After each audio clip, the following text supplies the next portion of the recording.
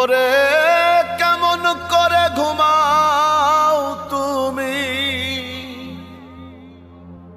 কেমন করে ঘুমাও তুমি ফজর করে কাজা।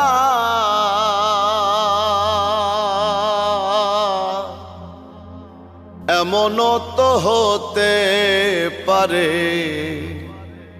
জোহরে জানাজা তোমার, এমনও তো হতে পারে জোহরে জানাজা। মুসলিম হয় না জন্ম নিলেই মুসলমানের ঘরে,